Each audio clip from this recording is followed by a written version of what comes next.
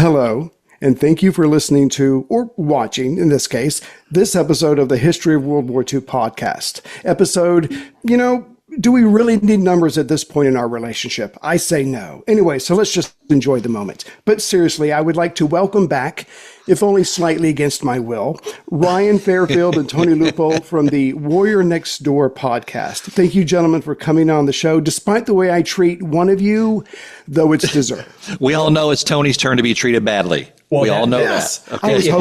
If you look here, it's Tony Lupo. That's why I'm leaving both of those names on my side. Maybe Ray will get confused and attack the wrong person later. I don't know. Ray gets confused easy. So, go ahead. This is kind of a really interesting thing. For the first thing, that this is the second time in 1 year that we've invited ourselves on your show. Which is pretty fantastic. It's one thing if you could do it once, but we're doing it twice now. So this is for those who didn't get a chance to listen to our top fives that we shared on your show earlier this year. We hope people get a chance to do it. I just want to say that, this whole blackmailing thing works quite well. It is effective. It is effective. Yeah, that's why in history people keep doing it. Yeah, that's true. It's tried and true. Right. So here's my comeback to all that. This is the second time that you're going to be here for this year. Let's see if you guys can get it right this time. All right? No, I'm joking. No, that's a good point. I'm joking. I'm joking for one of you. I'm joking. So just in case someone has it's Tony. In case someone has no idea, they didn't see the top five, which shame on them, because I thought that was one of the best things that I'd ever been a part of. So I thank you for that. But just in case someone's kind of new to you guys and they probably don't even recognize my face. But anyway, could you give us a quick synopsis of your podcast, what you're bringing to the listeners? And I mean this in all sincerity. What you do makes my podcast look like winning fourth place at a hog calling contest. Y'all are talking to the real heroes. I just read books in my pajamas. You guys are giving us the people that were there, and I'm sure like a lot of people have said this to you. Thank you so much for what you do. Oh, no, we appreciate that. Ryan, why don't you give him a rundown? Yeah. So for anybody who is unfamiliar with us, we're the Warrior Next Door podcast. This is Tony Lupo and Ryan Fairfield here. And, our whole mantra with our podcast is we've interviewed well over 200 primarily World War II veterans over the last 20 years and submitted them to the Library of Congress, submitted the interviews to the Library of Congress. And we decided to take each of these individual stories and focus one series on each one of these veterans. So that's what we've done since we started this podcast about 3 years ago. And our goal is to preserve their experiences, their values, their contributions, their likenesses. We want everyone out there to, meet these guys again and realize what they've done and what the individual soldier did on the ground every day that won the war. Yeah, and regardless of the role, we've interviewed people who served in the home front, males, females, otherwise, people who are the tip of the spear. This year we've had a chance to interview some people from the Vietnam War who had won the Medal of Honor, like Sammy Davis or Major General Bill Matz, who has a pretty big book coming out later. If you haven't had him on the show yet, Ray, it might be good for you maybe to do that. He won the Distinguished Service Cross as a lieutenant during the Vietnam War. But our core focus, as much as we can, has been to focus on World War II veterans.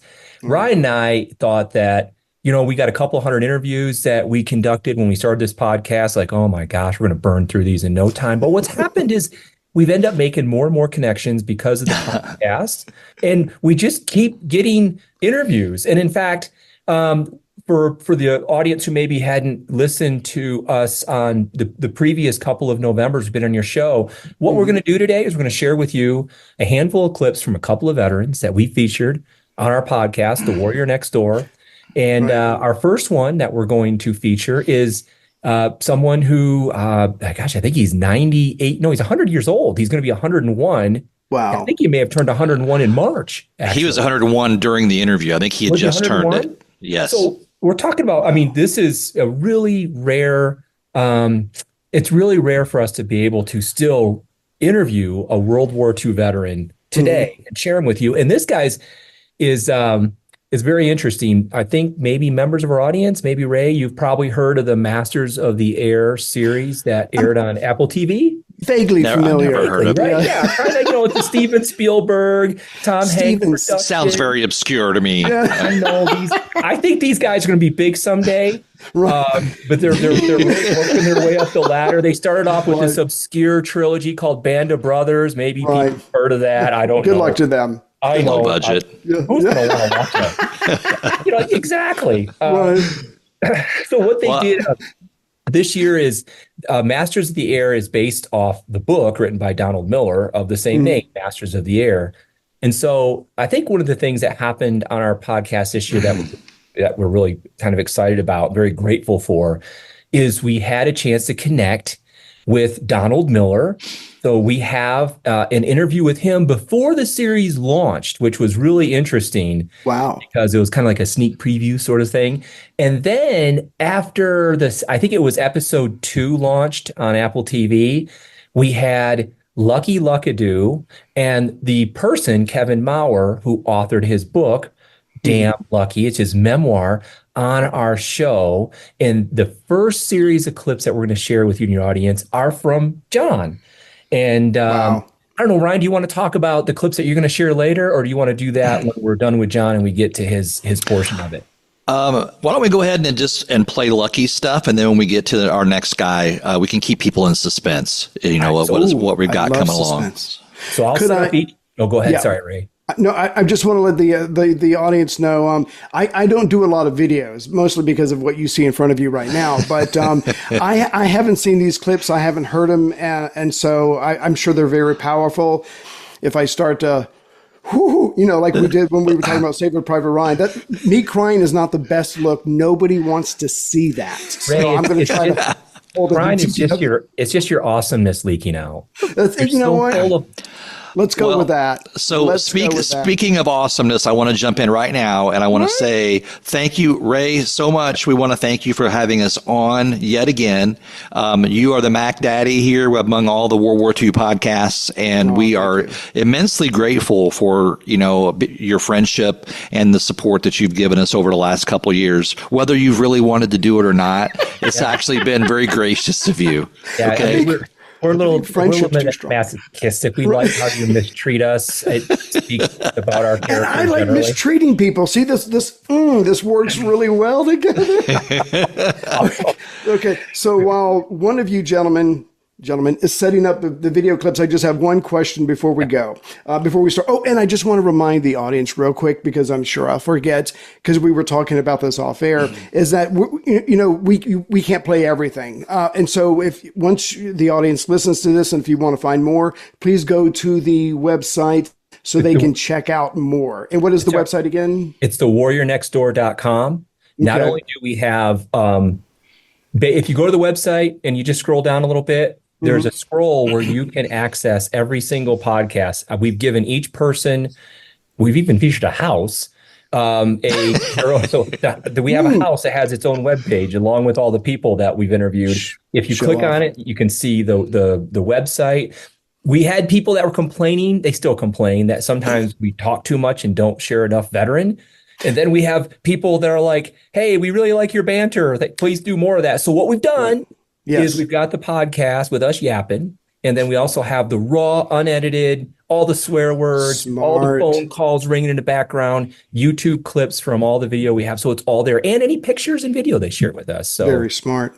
Well, you probably run it like you were just saying, Tony, you can't please everybody. So my goal is to please absolutely no one except for myself. That makes it easy, doesn't it? It really takes the pressure off. So I'm sorry, go ahead, Tony. No, I'm just thinking that's a great just philosophy of your life generally. Yeah.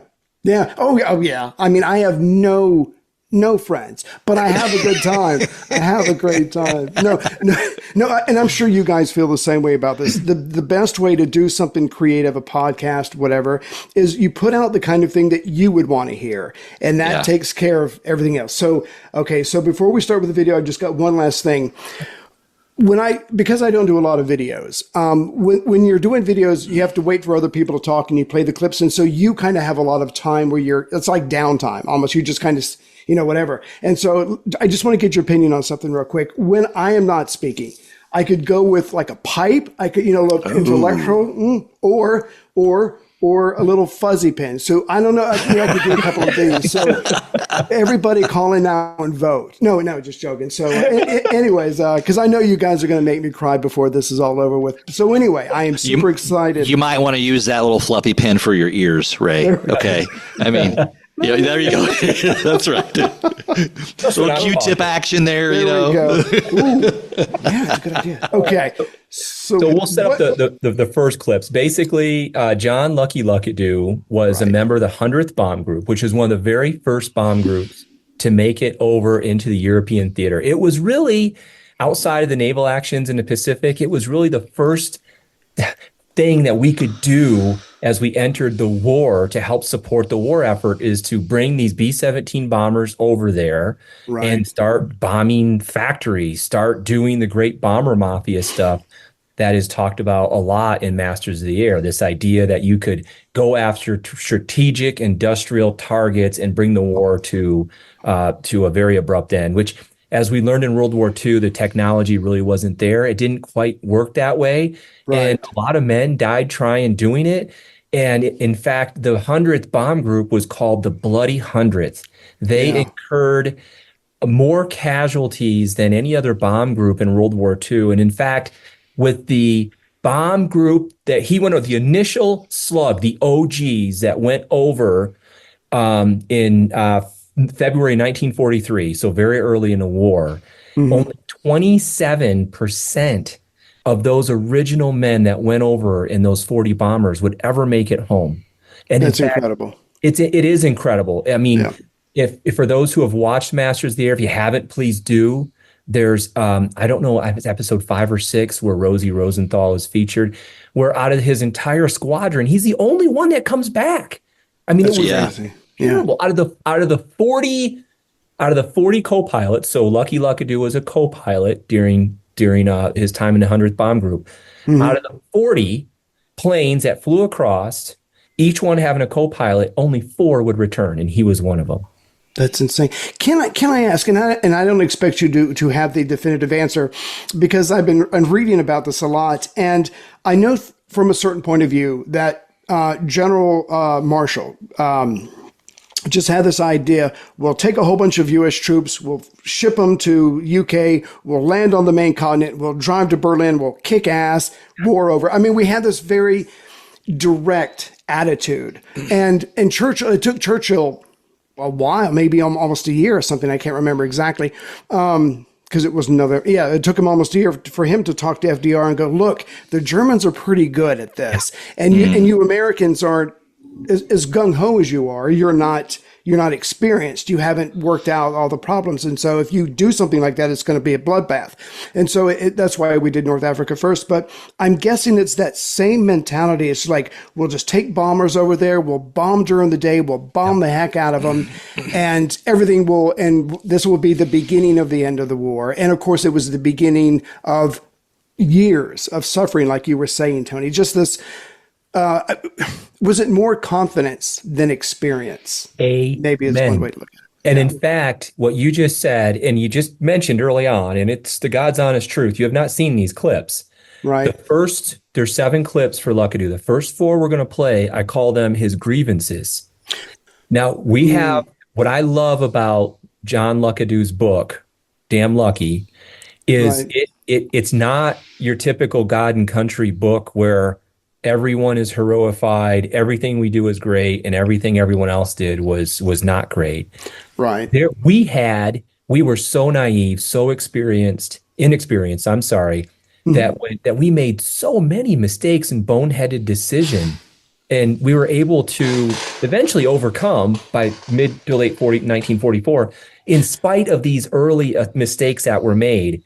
And in fact, out of the hundreds of interviews we've conducted, Ray, this is the earliest bomber pilot we've ever interviewed, who was there when we really weren't good at this. We didn't have enough men. We didn't have the right idea. and we were making a ton of mistakes. And in fact, most of the guys that we interview who were in bombers later in the war, say after just June 6, 1944, they, almost all of them to a man, will say, what we experienced was nothing compared to the guys that came before us. Well, this guy is one of those guys that came before us. Good point. Yeah. And so the very first clip is going to be on a grievance that he had. And it had, is this the one with the PTSD clip, Ryan? Is that the name of this one? It says grievance 1, co-pilot replacement. Ah, that's it. Okay. So we're going to get to so this particular clip is going to talk about a thing that happened before he even made it over into England, which completely screwed up the chemistry and the training. As far as we know, and all the research we've done, only the 100th Bomb Group suffered from this. So go ahead and listen to this first clip, and you're going to hear grievance number 1. But upon graduation from flying school, they took 40 of us from my class in Valdosta, Georgia, me included, and immediately sent us to Kearney, Nebraska, to join the 100th Bomb Group, who had already been through pre-combat training for 4 months. We had never been in a B-17 before. They pulled all of the co-pilots out, gave them new crews, and sent them to other groups, and sent them overseas, and stuck us in the right seat. We didn't have any training as co-pilots, but it was so unfair, not only to the individuals, but to the unit, because you were supposed to function as a team, just like a squad in the infantry or any other small group in the military. And we didn't have any opportunity to do that. Also, it created a lot of animosity in some crews, mine included, about somebody who didn't have any experience being suddenly thrust in that position and replacing somebody that they loved. Yeah. I mean, that was their best friend. Yeah. The co-pilot was the best friend of the pilot, of the navigator and the bombardier. So they proceeded to make my life hell. Yeah. So grievance 1 was, hey, we trained all these pilots, and hey, guess what? We're going to send this bomb group overseas for the first time. We don't know what we're doing. We're going to take every co-pilot, all 40 of them, that we're going to go over, and we're going to have them become pilots overseas, and we're going to take these guys who were trained as pilots and not on B-17s and put them into the co-pilot seat. And two things about this that he commented about that were really, and he used the word stupid. Thing number 1 is a co-pilot, for people who don't know, is pretty important. When the pilot's flying the plane, the co-pilot's kind of like the supervisor. Those 9 guys behind him, he's the one as the co-pilot that if someone gets wounded or there's elements of the plane that gets damaged, it's his job to manage that.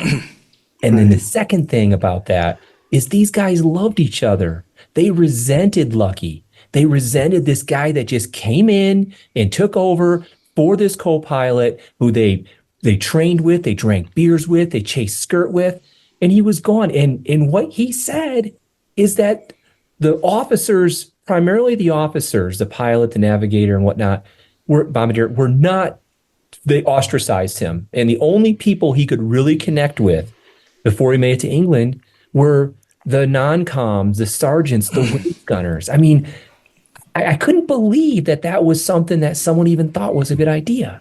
Yeah. Go ahead, Ryan. Sorry. Oh, no, I just was going to say, we hear this a lot for even the foot soldier being a replacement and going to the repel depots and stuff, and what it's like to be put back in, be put into a unit where someone just died. You saw it in the movie Fury when they bring the young kid in and he has to take the place of the guy who just got waxed inside the tank. Yeah. So it happened everywhere. I don't know what would he have preferred? If you lose someone or someone rotates home, it's going to happen, you know? But this was, according to John or Lucky, this is the only time that he's aware of it happening stateside after the crews were trained. It was very different if you made it to England and you lost your co-pilot and you had a replacement. That kind of felt like a necessary evil, part of the job. It's another when he's alive and they just take his ass out of there and then put this stranger. Yeah. That is completely, like, that's to me, different. It would be more like taking Dick Winters from Band of Brothers and the day before they're supposed to jump, moving him to a different company. Right. Just because. Yeah, we need him over there. Right. So I wonder, is that, does he know whether that was commonplace, or was it maybe there was a personnel issue and that's what kind of precipitated that action? Well, here's what's so cool about talking to these guys, Ray. This is not in the book Masters of the Air. Right. Because it would make America look not great. And not only that, but these are these tidbits of stories that the author maybe never heard of, never picked up on, or maybe, like you said, didn't include.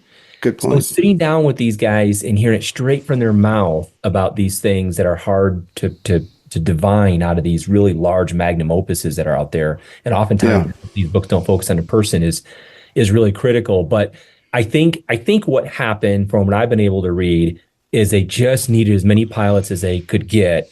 And so it allowed them to stretch that pilot force out.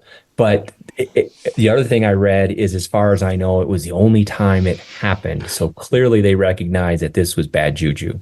Right. But these guys still had to pay the price. And I mean, as Lucky is talking, I'm sure all three of us and everybody who's listening to this podcast right now just started making a list. Here's the reasons why this is stupid and bad. And basically it checks every box. If the enemy themselves could have made this order, they would, do that. I mean, but there was probably some inexperience, a need somewhere. And they did learn from that, or it seems that they learned from that because they didn't do it anymore. But football teams, baseball teams, and military units, it's about cohesion. It's about a sense of watching each other's back. And that suddenly gets ripped. Yep. I mean, you can't screw up almost any more than that. Yep. Mm-hmm. And not only that, but Lucky was treated very poorly. And I imagine the other 40 co-pilots who were stuffed into that program weren't treated well either. And it gets worse. Yeah. So in this next clip, we always see these movies where, they got chemistry, everyone's getting along, they're all palling around and stuff. Right. Well, it turns out that his pilot was not the ideal officer. He didn't have servant leadership. He was the kind of person who had a lot of character flaws. And by the way, in Masters of the Air, they talk a little bit more about John's pilot. And so here he is stateside. He just got thrust in as a replacement, basically, unnecessarily. He's not being treated well. He's not getting along well with his pilot. Pilot's not letting him fly the plane and take training. Right. And just about the time, literally, I think they're in Nova Scotia, where they're about ready, or Newfoundland, they're about ready to make the jump over to Europe and fight the war. This happens. When we get to Newfoundland, on our way over to combat, the pilot of my crew, we had to await a favorable tailwind, or we couldn't make it all the way to Scotland. And so as we were sitting there, he goes over one night across the base and shacks up with a WAF, a British gal who and ends up with a raging case of VD in the hospital. Jesus. It continues. Sorry, go ahead. Go ahead, Ryan. Oh, did Ryan freeze up? I think Ryan froze up. Oh, well, this is okay. So we'll talk about this while Ryan unfreezes, because basically this is the main part of it. Is these guys weren't angels, right? They were young men. Yeah. And this particular pilot was married. And there are other exploits that he talks about in the book that this pilot did that almost got the whole crew court-martialed. Right. But they're about ready to hop across the seas or hop across the sea. Lucky is not being treated well by his crew. And now that he has to be able to fly and make the hop over. All right, I'm back. It's all right. Well, I'm just explaining this part and we'll play the other half of it, Ryan. Is he gets VD. And he's laid up for 2 weeks taking sulfa powder before they're finally able to make the trip over. Right. I don't know if there's another way to start a war that so fraught with frustration and peril. But Ryan, go ahead and see if you can play the last part of this clip. Treat it with then. And then when he's finally released, he'd been bedridden for 2 weeks. He couldn't stand up. We had to load him in the airplane. And he says to me, Lucky, you're going to have to fly because I can't. And I said, well, that's obvious, isn't it? Yeah. There's a silver lining here. The silver lining is they've been hating on Lucky. They've ostracized him, and now the pilot is forced to rely on him. They need him. They need him. They're like, you got to fly this thing across. And I'll add one more thing about this. Okay.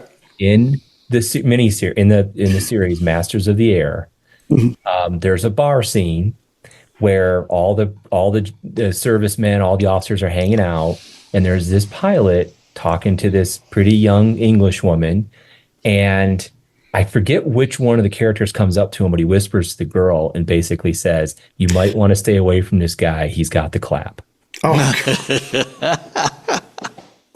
All's fair. That was the homage that Spielberg and others put into this particular story. Right. Yeah, because it happened. I mean, let's be honest. Like you said, they're young men. They're at their peak sexually. And yeah, they're going to try. They're going to go for it.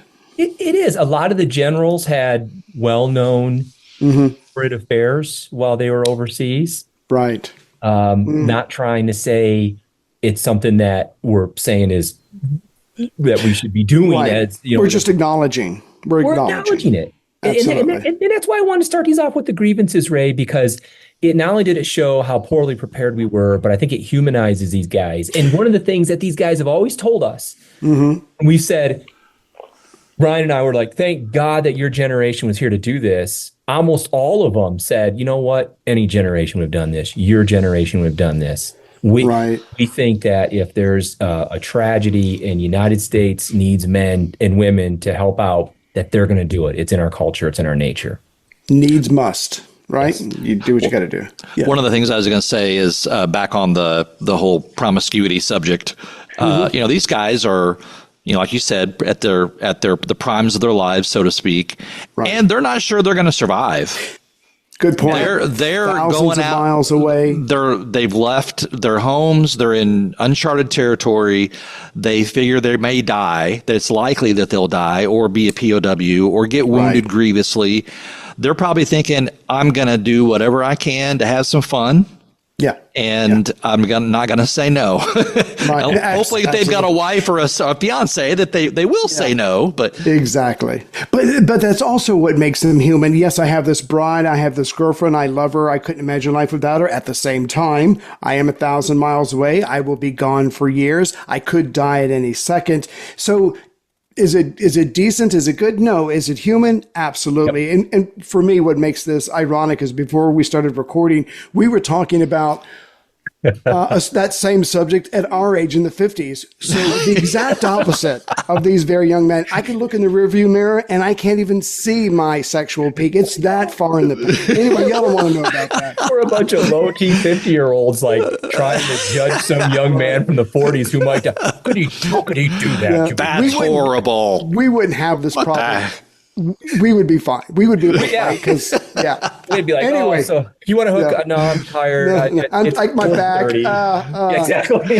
See, maybe to have fewer illegitimate children, they should just send 50-year-olds into combat. They'd be taking more naps. It'd be a lot lower subdued, bombing raids. Exactly. But very safe, very safe. Yes, 50-year-olds and a whole bunch of heating pads. That would kick so much ass. Anyway, whole front line would smell like icy hot and gay or something. Your parachute would double as it depends. You know? I think that's brilliant. First, it brings you down, and then it holds you in. Anyway, That's right. we should probably move on from here. Okay.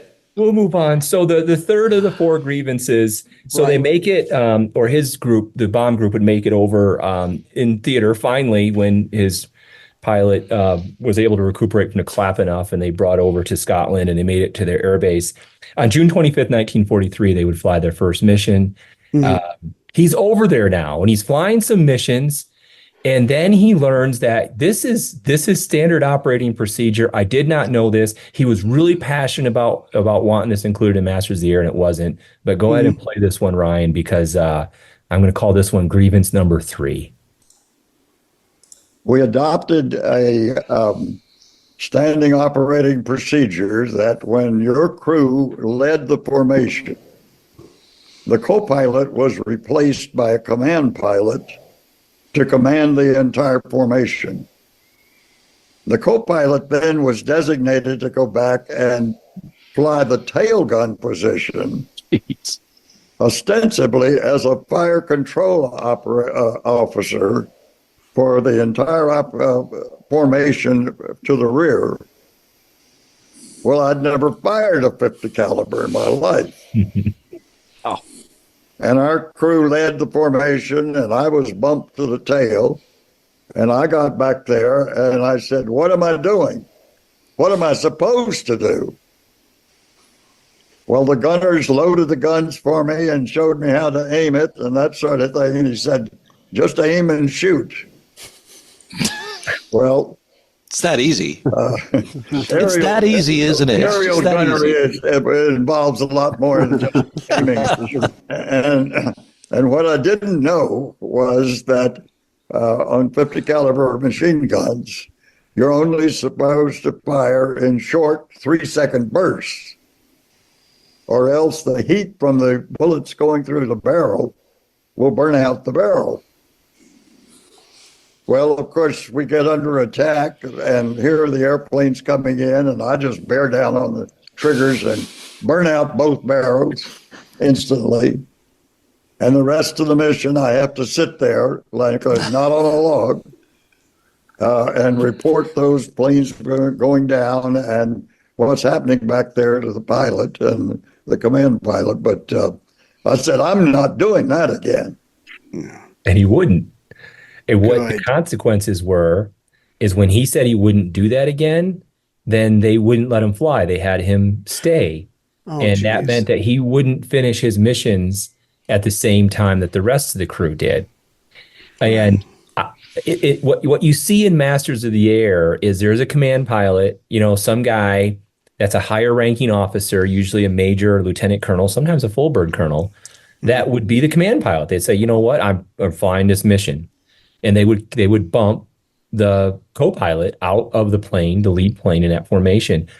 I had no idea that what standard operating procedure was is let's take this co-pilot and have him cover our tail. Yeah. Just, well, you know better than I do the training, the years of training that goes into a pilot and a co-pilot, whatever. And suddenly, with all due respect, to stick him in a position that you could teach someone in a day or two, again, with all due respect, because it's very dangerous. That just seems like stupid beyond belief. But you got to do something with them. I can't get over is they didn't practice this. I mean, they do it on a mission. Yeah, exactly. If that's part of the operating procedure, wouldn't you think they'd say, all right, Lucky, all the co-pilots need to practice doing this because you may find yourself in this position at some point during your 10 hours of training minimum. Something. And it goes back to what you were saying at the very start of this episode, Ray, is there were a lot of things we didn't know. There at this point in the war, the Germans were way more sophisticated than us. We were full of piss and vinegar. That was the mentality, I think. We'll just take this co-pilot. He'll go back there to tail gun and he'll shoot down everything that comes by like John Wayne does. Right. And then when we land, he'll be a hero. And meanwhile, you've got, like you said, you've got a tail gunner that might need 3 to 6 months of training versus a year and a half. And he's on the ground, so you can put the co-pilot back there. That makes, Can I just say real quick, and then because I don't, you know what? This is going to be a 2-hour show. Screw it. So anyway, I'm just going to say this. Because right now I'm on the Eastern Front in the podcast, and when winter comes in 1941 and the Germans are having a really hard time, Hitler's attitude is, we're National Socialists. That means we're somehow superior to the communists, and that will somehow take care of everything, which of course did not turn out the way he thought. But again, and you're right, Tony, this is like the Americans are like, well, we're Americans. We'll just throw the guy in behind the gun, and everything will be, and he's awesome, and it'll probably be a hit shot. It's insane. But everybody's awesome and brave until they get punched in the mouth the first time, and then it's like, ooh, okay, maybe we should study a little bit, or maybe we should be a little more humble, I guess is what I'm trying to say. Yeah, I agree. Like he said, the first plane he saw, he burned out the barrels. He was done. He just sat back. Then he's a tourist. Yeah, he's an overpaid, overtrained tourist. Put me back there because I can just sit there and stare. Don't put me back there. Don't burn out the barrels easily and watch all the things happening. And exactly. Oh, pretty clouds. Yeah, that's not going to do any good. I'm sorry. Okay. Yeah. No. I mean, this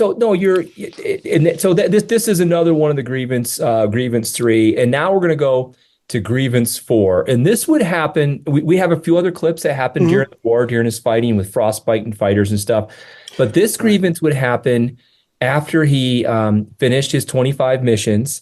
They would start in June, and he wouldn't finish until, I think his last mission I have written down is February 13th, 1944. So well before D-Day, before Big Week. But there were things like Black Week. Basically, for the entire time he was in, it was just the Germans blowing our bombers out of the sky. Yes. It was complete slaughter. And we wouldn't really get our shit together until around a month or two before D-Day. So he had a lot of experience, a lot to learn. And when he finished his rotation of 25 missions, listen to this final grievance about what they did with him. Okay.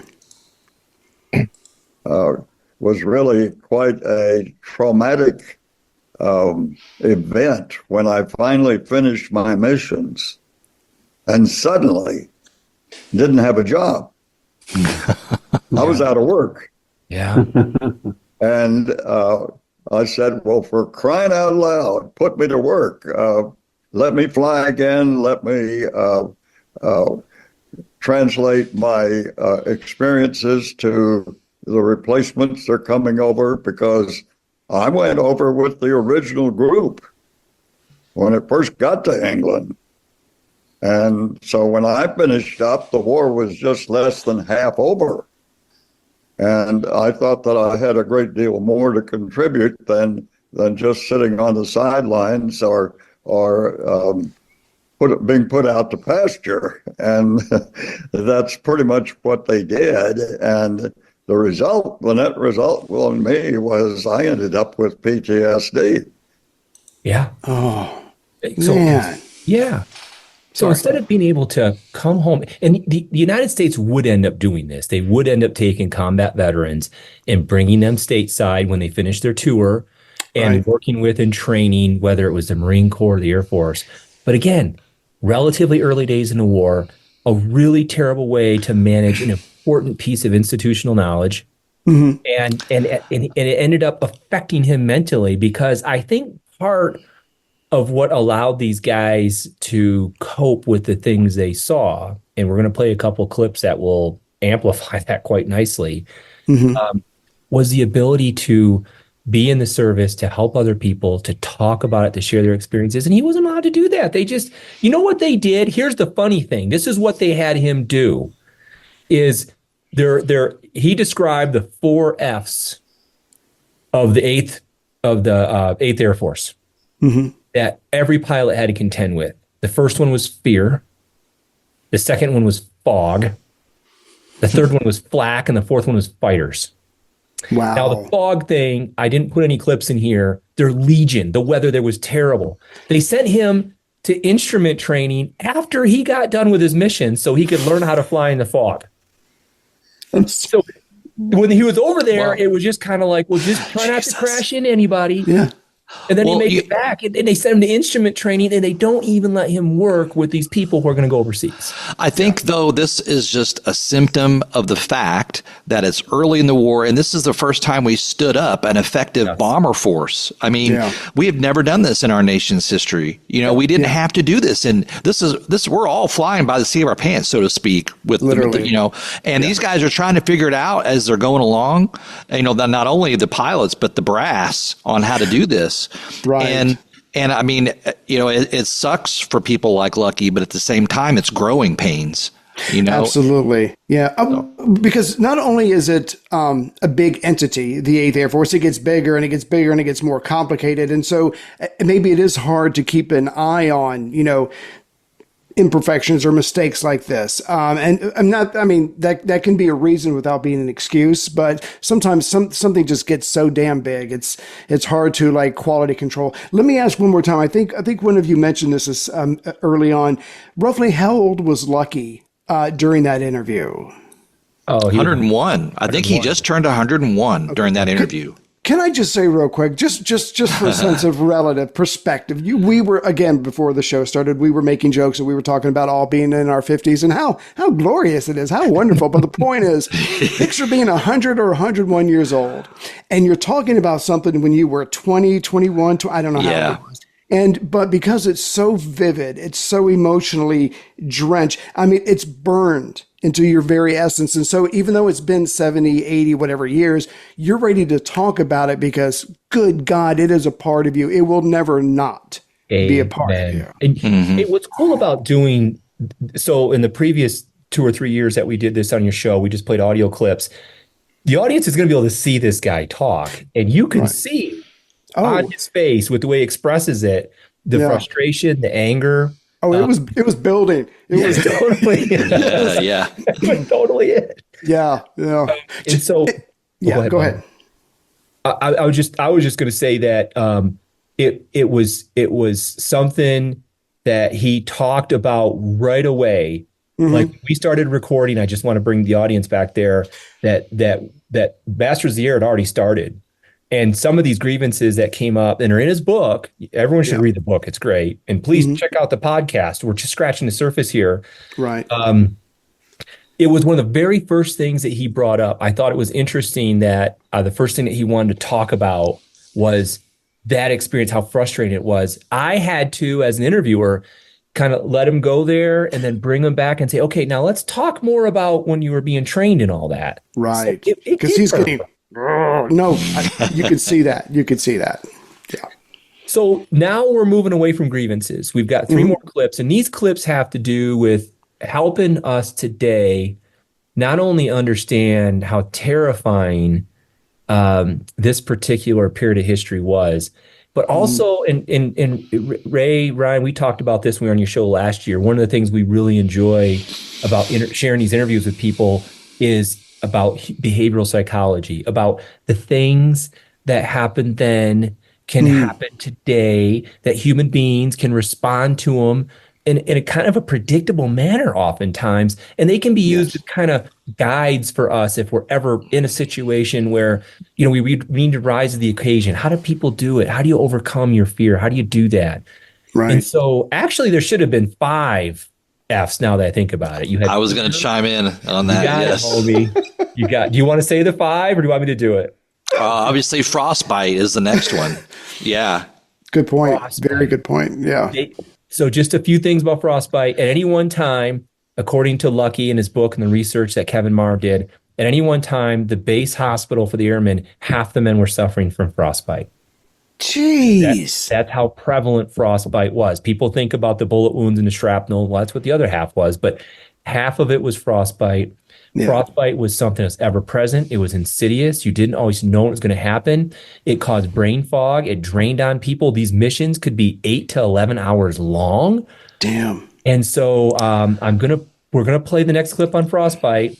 The first part of the clip is kind of like, oh man, that sucks. And the second one is maybe not safe for work. So people be a little careful when they listen to it. It's pretty gruesome. I just want to say real quick before we play the clip, even on Masters of the Air, I rolled my eyes because there are so many scenes where they're flying at altitude and they don't have their oxygen masks on. They're letting their skin be exposed. That was not the case. When you're flying at your bombing altitude, any skin exposed will freeze. Oh. Yes. I guess with cinematography, still. I know, but I mean, that was the thing. I understand you need to see their faces and understand what they're saying. I agree with you, Ryan. Yeah, absolutely. And they didn't really touch on frostbite masters here. It's hard to do because it's like this slow, creeping, insidious thing. It's not like a bullet blowing up in a plane. But go ahead and play this clip, Ryan, because both parts are freaky, and the second one was absolutely stunning. Well, on a mission to Kassel, Kassel, deep in Germany one day, a piece of flak penetrated the plexiglass nose of our ship, and it just curiously created this jet of freezing cold air directed right onto my feet. Oh. And I couldn't get out of it. I couldn't do anything but scream, for gosh sake, plug that hole. They didn't have anything to plug it up with and couldn't. And I sat there for 5.5 hours with that cold jet stream of air penetrating my boots and my toes, and it literally froze my feet to the rudders, to the pedals. And so when we landed, they had to chip me out. Jeez. Oh. And I couldn't stand up, of course. They sent me up to the hospital, and I was there for 8 days. And I know at high altitude, in an open window in the waist gun positions, if a gunner would remove his gloves, his fingers could self-amputate to the nearest knuckle. And he wouldn't have any pain, he wouldn't have any blood, he wouldn't have any consciousness of what's happening until he looked on the floor and there were his fingers. Oh, my God. Jeez, I had no idea. No. Oh my God. And he said that happened all the time. That pieces of your body would freeze and fall off, and you oftentimes, he would say, wouldn't know until you landed. Right. Gee. Can I just say real quick, because in the main podcast I'm on the Eastern Front, it's winter, but on I do a membership thing on the side, and I'm doing when Soviet Russia invaded Finland in 1939 at the beginning of winter, November, and again both sides, the invaders on both sides on both stories are not prepared. The Germans, by even in December.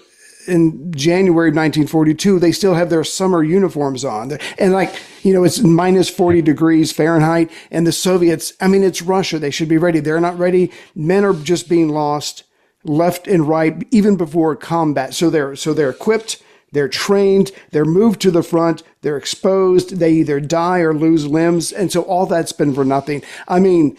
Get it the fuck together, but again. So do they cover that a lot? No, Ryan, you said in the series they did not, because it's been a while since I've seen it. But geez, I don't know. It is the logistics, food, clothing, those sorts of things. Again, and we were talking about this earlier. You got this idea of warfare, especially when you haven't experienced the deprivations of it.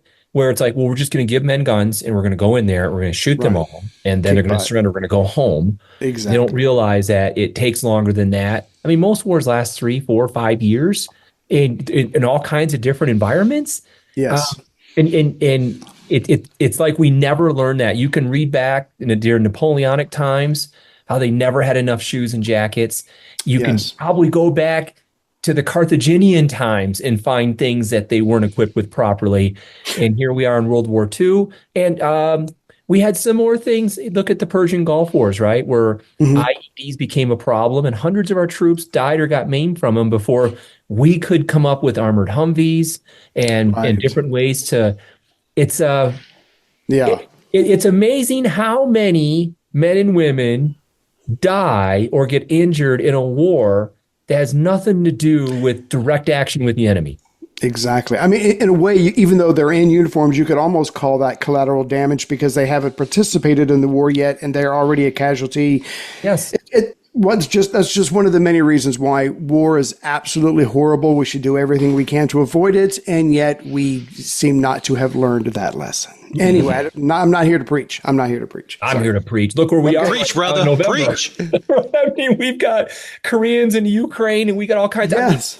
We never freaking learn. We never figure out, how we can make certain diplomatic gestures or whatnot, or forget the last bad thing that happened to us so we don't create the next 10. But no, you're right. I think the thing that I definitely have learned to really appreciate more when I study, warfare and things like that is just, how many men die from that. And in fact, the British had a term for it. They called it wastage. Yeah, because that's exactly what it is. Yeah, so they called it wastage. So we are going to move on. We got 2 more clips left, and then we'll have Ryan take over. So we talked about frostbite. Now we're going to talk about the fighters. Okay. Hold on. Well, the first thing that we discovered was the ingenious ability of the Luftwaffe to perfect techniques to attack our formation. And one of the most effective was to get out about 3 miles in front of the entire formation in line abreast of 30 or 40 FW190s and 109s, ME109s and ME110s. In line abreast and fly directly through our formation. Oh my God. Now, that rate of closure between the two forces would be almost at altitude, almost 500 miles an hour. And we didn't realize it at first, but eventually we recognized that there was only a 4-second interval in that passage when their guns would bear on us and our guns would bear on them. The rest of the time they were overshooting or undershooting, or they were just flying through us. But that was, chicken. That was just like playing chicken. And we didn't veer and they didn't veer. They had machine guns, they had 20 millimeter cannons, and they had rockets. And they would be firing all of those, and you just see their wings light up like Christmas trees. Chickens with bullets. Playing the game of chicken with bullets and bombs and rockets. Tony and I have gone to lots of metal concerts in our lives. Okay. we like the heavier, edgier side of music. Right. And the thing nowadays at some of these crazy concerts is the wall of death. And that is they divide the floor or the crowd up to 2 sides, and they encourage the sides to charge one another and basically have a big, huge mosh pit and all that kind of stuff. It's craziness, but it's the same thing. It's the same thing. Now, obviously, this is at 25,000 feet with rockets, missiles, bombs, bullets, and everything else. But it's completely crazy. But that's an effective way for the Luftwaffe to charge you head on at, like I said, 500. I think it'd be even faster than 500 miles an hour, personally. But I cannot, because if I can just, and I know you're thinking this already, but if you're shooting at a plane or even throwing a football, you got to do it out in front. Yeah. It makes sense. Everybody. How in the hell do you shoot out in front when you're coming at each other at least 500 miles an hour? I mean, you just kind of spray the air and hope. I mean, but again, I can see how that would rock the pilot crews. They're new to this, right? So. Well, and the other thing is when they're coming at you line abreast, the only guns trained on them are the ones in the front, and there's not very many guns in the front of the plane. And when you're passing by, those waist gunners and tail gunners, they don't have any time to react. Yeah, no. Those planes are flying by at 500-600 miles an hour, and there's no way. There's no way. It's pretty effective. And in fact, that's when they flew over in B-17F models. And because of that, they went to the G models where they put the chin turret, the dual 50 calibers on the chin. It was to help defeat that tactic. I think one of the best in terms, we on our top 5 movies, we all had Saving Private Ryan ranked at way up there. Not necessarily because it was historically accurate and all the guys were young, but because it was the first movie cinematically to bring people there who weren't there as much as you could do that.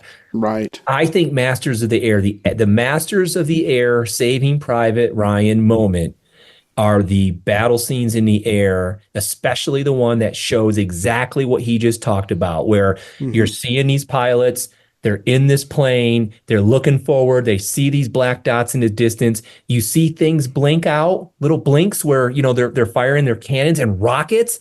And then in the Masters of the Air, because this really happened, all of a sudden, you're flying along, you're seeing the planes out there, and then all of a sudden your cockpit blows up.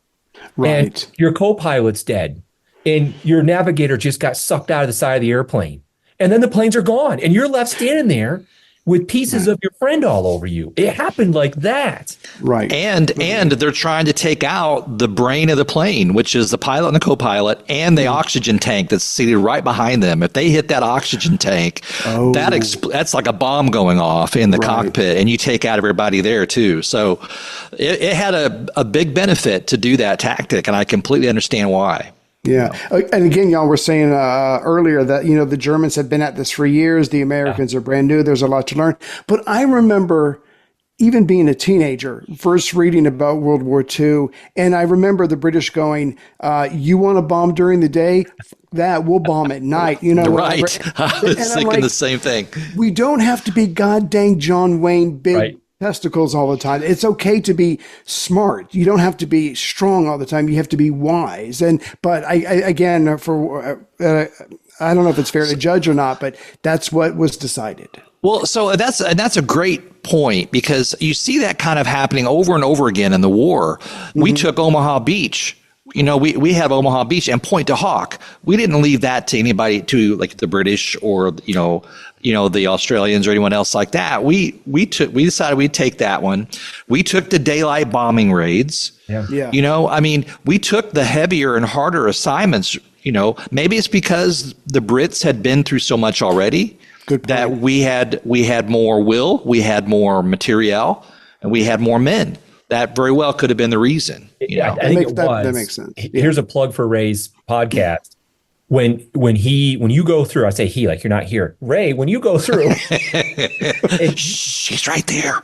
Totally, you extensively cover what happened in the Mediterranean with Admiral Cunningham and whatnot. I mean, there were huge battles and actions that were going on a full year before the United States would even think about having to go to war, let alone being ready. And so, the things I've read is kind of consistent. We said, Ryan, by the time we joined the war, we were a bigger country. We weren't war weary. We could produce the holy hell out of weapons. And I think it just kind of put us out in the front. And I think the British kind of felt like, that's all right with us. Yeah. Y'all take it. Y'all go for it. Yeah. We're good. Yeah, exactly. And one more thing about the casualties, the only in Europe, the only branch of any service that would suffer a higher percentage of casualties was the German U-boat fleet. Right, which is saying something. Bomb group and the 8th Air Force generally, the 100th Bomb Group in particular, is a reason it's called the Bloody 100th. Suffered the highest percentage of casualties, not total number, but percentage of any force except for the U-boat fleet. Wow. So, this is going to sound morbid, but what the German Luftwaffe was able to do to our bomber pilots is what our U.S. Navy and the Brits obviously were able to do to the German U-boats. I mean, you figure out the other guys, you figure out their weaknesses, and they're doing something that's rather reckless, and you just decimate them. Yes. Again, it's mind blowing. Yeah. So Tony, is that European theater only, or would that include the Pacific theater? No, that's just European theater. I don't know the statistics on the Pacific theater, because we did have some units there that suffered high casualty rates. But in a European theater, the number one in terms of percent of members who served, who died, number one is the U-boat fleet, number two is the 8th Air Force, and And who figures prominently in the 8th Air Force for casualties is what this man saw at this time. Right. Yeah. And I would think. Yeah, I would think that the Japanese, with their propensity to not surrender, would have had a higher percentage of losses, in general. But yeah, we should do something in the future. But by the time 1945 comes along, the Japanese Navy is pretty much decimated. So I'm sure their losses were significant. I mean, maybe we could cover that in a future episode. But yeah, there were a lot of American boys, along with our allies, paid the price for trying to handle Hitler and Mussolini. Yeah. Young boys, flawed strategy, and at the end, we would overcome that. But when it takes time, it does. And so this last clip, and then we'll hand it over to Ryan with Jack Hamlin. Mm-hmm. This last clip is a mission that he describes in Bremen. Where it shows the skill and the desperation, the tenacity, the zeal that the German pilots had for destroying the 8th Air Force. Well, definitely the mission that starts the book is the one to Bremen on October the 8th of 43, the beginning of Black Week. And I was flying with a new crew as an instructor. And that was the first mission that I flew after the initial crew finished up and went home. And this was the first time that we had ever witnessed the Germans flying through their own flak. Normally, when the flak guns opened up on the bomb run, they would lay off and wait and allow the guns to battle damage us enough to hopefully push us out of the formation. But they were flying that day through their own flak. And when they ran out of ammunition, they were so aggressive, they were ramming us. Oh, my God. Kamikaze. Yeah. We had never witnessed that before. And so on the bomb run, we lost 12 out of our 18 airplanes out of the formation. I didn't really think I was going to make it back, but we managed to do so. And the operations officer of my squadron had been in the plane immediately in front of me that had been rammed and blew up. And so when I landed, the squadron commander came up to me and asked where he was. And I said, well, I saw them blow up, so I don't think anybody got out. He won't be coming back. Jeez. That's, wow. Desperate times, desperate measures, right? I mean, and everybody has pride. Everybody has a sense of pride and professionalism, nationalism, and they were trying to do whatever they could to turn it around, something like that. Yeah. Wow. I mean, but to fly in formation and to literally see a German plane ram the one that's in front of you and blow up. Yeah. You know those guys. Yes. The 18 plane element that he flew in, 12 were shot down, and then he lands, and they're like, hey, what happened to so-and-so? I saw his plane get rammed. They're all dead. And what ended up happening, I didn't include this in a clip, is the person who died was the operations officer. They would fly on missions, not all the time, but occasionally. And the commander looked at him and was like, well, you're the new operations officer. Happy promotion, and walked away. And that was... Gosh. Yeah. So sorry and congratulations all in the same sentence. Yes. Yeah. Totally. That's why I'm not in the Army. Yeah. Promoted through... death. Yeah. Oh, God. That's the title of the book right there. Promoted through death. Wow. Right. I mean, so that's the last clip that I have for John Luckadoo. I hope that the audience that will appreciate what this guy been through. I'm not kidding. I could put together 100 clips we have a 2-hour podcast on him, but we just thought we'd just share some of the highlights with you. Yeah. So we've got another set of clips for you, Ray, from another man we interviewed. This is, I think, a very little known element of World War II history. We didn't know about it. I'm not going to steal Ryan's thunder, Ryan, who do you got for us on tap now? So I'm one of the guys that when Tony and I traveled to Europe in 2022 with Bill Parker, who was one of the D-Day veterans that was the first man off his landing craft on Omaha Beach. Wow. Part of the group of World War II veterans that was there in his entourage or in his trip was a man named Chief Petty Officer Jack Hamlin. And when Tony and I first met Jack and came across Jack, he was a larger than life guy and he loved the ladies. Right. Even at that time, 99 years old, you know? Yes. Oh, definitely. Oh, definitely no low T for him. That's right. So what? And I'll never forget. We got invited to go to this school presentation where they had Bill Parker, Jack Hamlin, George Mercer, I think is the guy's name, who was the military police MP guy. Right. And anyway, so. They're all there speaking to the French students of this little school, I think in Boulogne or somewhere like that. And Jack gets up there. Where was that? Bric-a-brac. That's right. So Jack gets up there, and first thing he talks about is some hot girl he dated when he was in the Coast Guard in France, and how she became the number one model in Paris after the war, and I dated her for X period of time and stuff like that. And he was like, and his whole goal when he was there, and he went back to Europe several times since that trip. Yeah. Was to see how many kisses on the cheek he could get from the schoolgirls and the women. Yeah. And he wanted, what was it, like 500 per cheek, something like that. Yeah. And he got it. Every day he'd have red cheeks from lipstick at the end of the day. We all have goals. We all have goals. So he nailed it. The schoolgirls would just line up. I called it when they left the school and they were lined up and they were like kissing Jack and everything. I called it a benevolent gauntlet. There we go. I like that. Well, that's not unlike the life of a podcaster, as I'm sure you both. Oh, yes. Yes. I mean, you've noticed. We're trying to emulate you, Ray, because Tony and I both have beards now and everything. Right. So we saw you and we're like, you know what, this is the way to go. Yeah. Yep. All you need is a beard. No, the wrong one. And a pipe. Not a pink fuzzy. Anyway, we should just probably move on from it. Okay, we'll do that. Yes. Sorry, rabbit holes. But you're amazing. And you're right. As much as I've got a map of D-Day on my wall right there, but as much as I thought about D-Day, I have never, ever thought about the Coast Guard, rescue divers. Of course, men are going to be, the boats are going to be hit before they get to shore, but I didn't take the next step in that thought.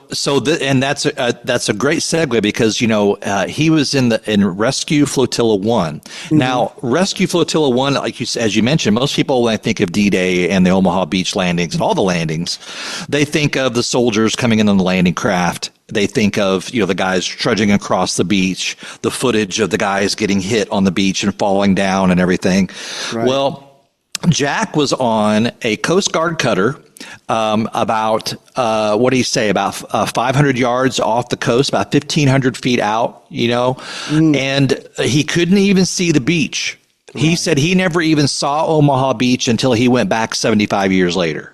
Wow. And so what his job as part of Rescue Flotilla 1 is they were stationed offshore to pull guys out of the water whose landing crafts had hit mines, who had been hit by artillery shells, whose landing crafts had foundered because of rough seas, and so on. So Jack was a rescue swimmer on the Coast Guard's cutter. In other words, there were 13 men that would man the crew of a Coast Guard cutter, and only 2 of the guys aboard were rescue swimmers. And what they would do is they would actually, they'd see some guys in the water. They would jump in the water, swim over to the guy. And if they're alive, they would swim back with them. Mm-hmm. If they're not alive, they leave them alone. They don't pick them up out of the water because they've only got so much room on their boat and they have to fill it with live guys. Right. Makes sense. Tough decision. So it's a very tough decision, but he had to make that decision every time he'd swim over to these guys. And I'm pretty sure Ryan will have this clip. He's going to talk about some instances where he couldn't quite let some of his experiences in that regard go. Oh, That's right. So what I'll do is I'll go ahead and start here. And in the first clip, what he's really going to be talking about is, what's it like? You're offshore. The landings haven't started yet. Mm-hmm. When did you arrive on the scene and what was it like? And so let me get this thing lit up here for you. Okay. And we will go from there. Share. All right, here we go. Jack Hamlin. Mm-hmm. So as you got up close to the action, were you there at H hour, like right as the first guys landed, or did you come in later? No, I couldn't tell you exact, but we were there the first ones. No, it wasn't later. We were there. It was still dark, just almost coming light. I mean, it wasn't that bad. You could see everything, see all the boats. But I don't exactly remember what hour it was we got there, but it was very early in the morning. Mm-hmm. Yes, sir. So he was there. Let me stop the share here. He was there before. I was wondering, because I'd asked him, so okay, when did you actually arrive on the scene? He's like, we were there when it was dark. We were there before the guys started, offloading onto the beach. Yeah. And so, like I said, it was he never saw the beach. He never. I think they did take some fire that was just random fire coming from the shore, mm-hmm.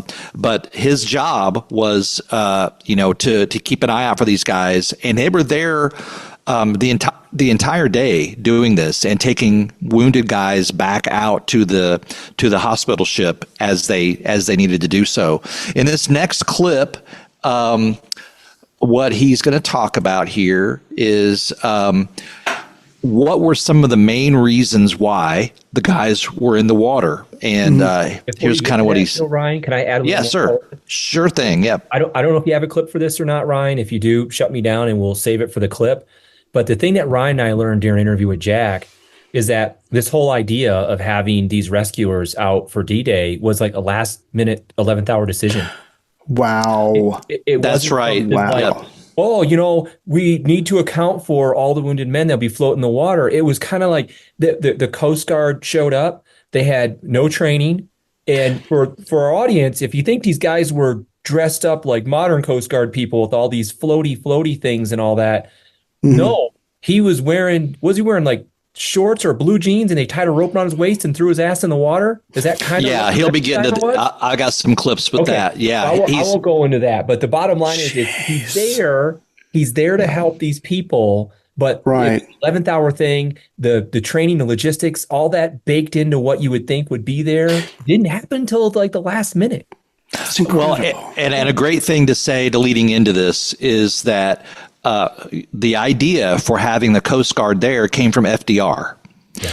This was something that, they were talking about the planning of D-Day, and FDR was meeting with, Eisenhower and others, and they're looking at all this. And he's like, well, how are we going to, what about any of our boys that are in the water? Who's going to pick them up?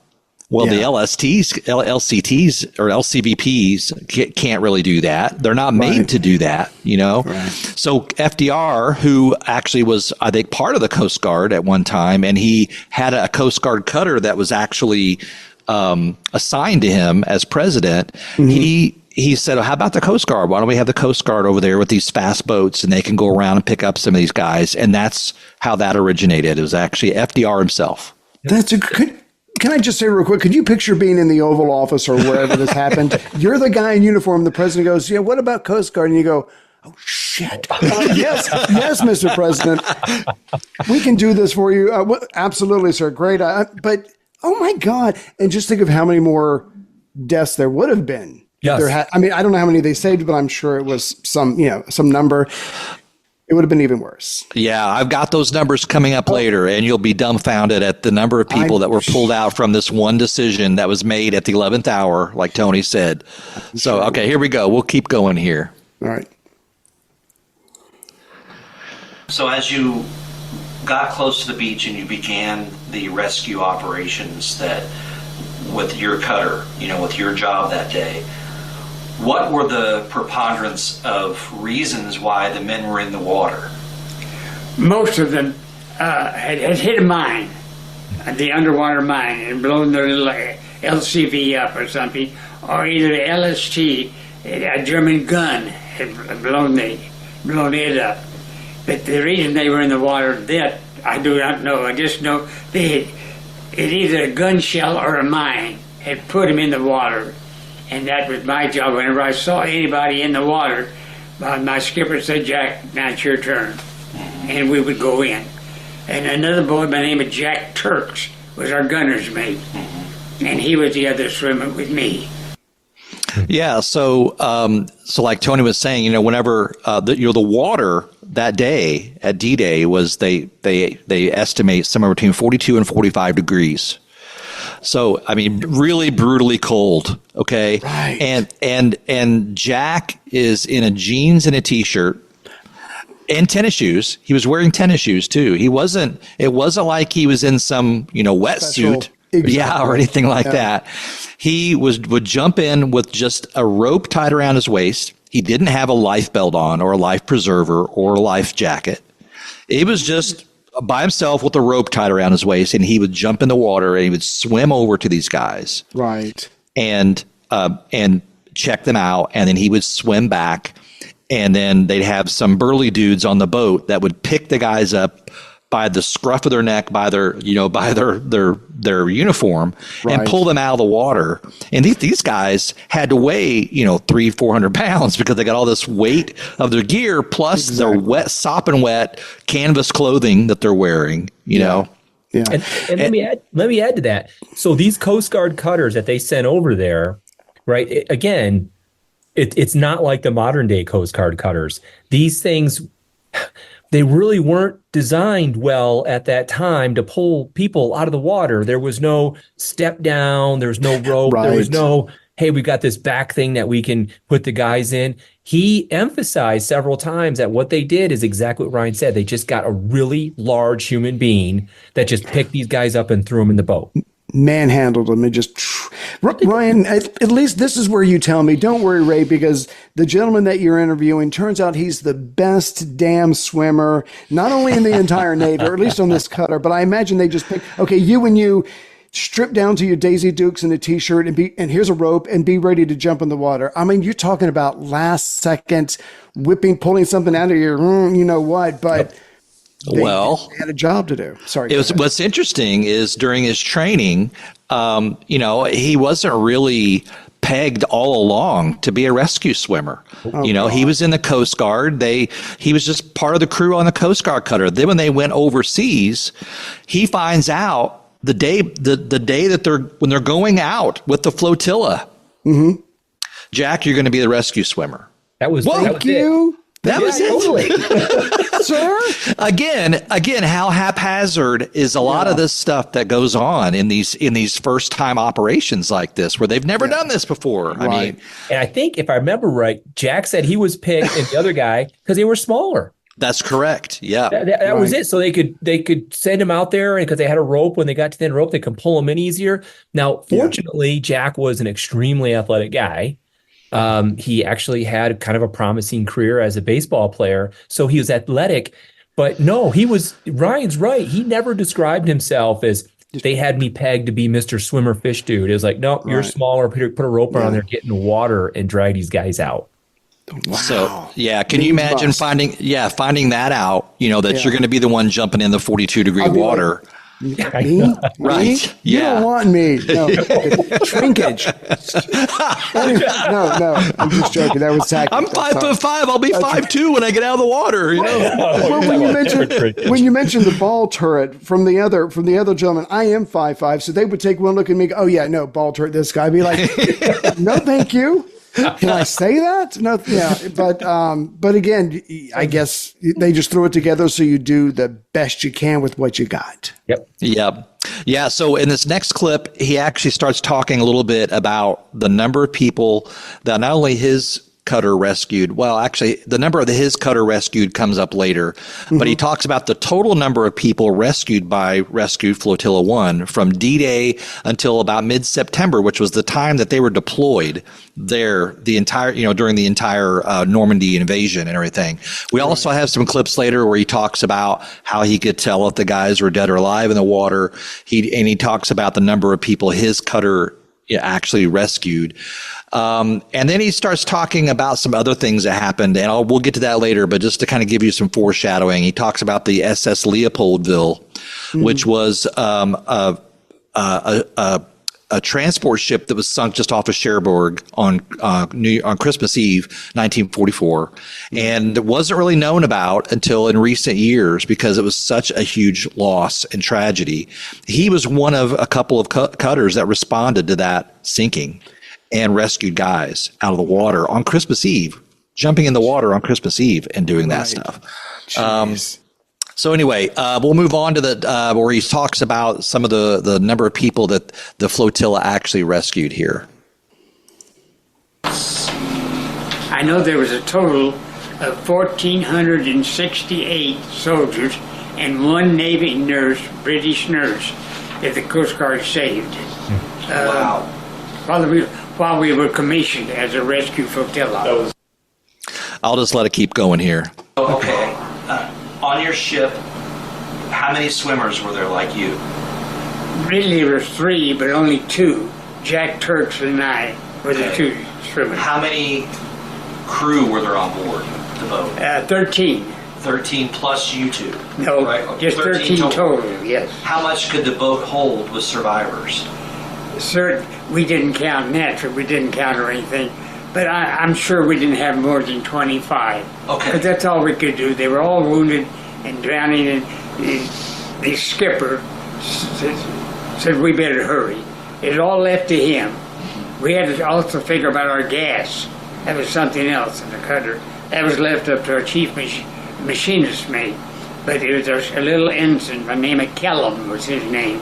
And he was the one to say, it's time we go to the hospital ship. So, oops, hold on a second here. Sorry. Just trying to work too many things at once here.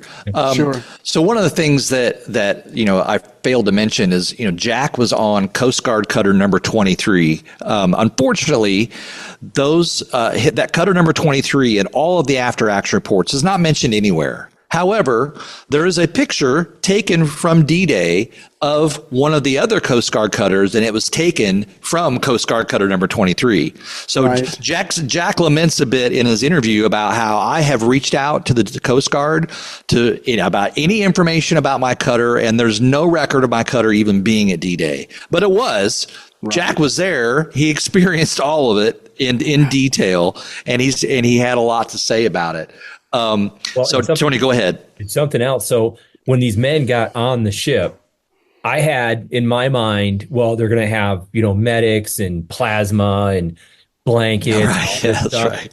Nothing. Yeah. They had just the 13 crew. one on the ship was like a designated first aid person. They were running the ship, pulling men out of water. Exactly. Everybody had a job. Yeah, but there was, I guess there was no training. None.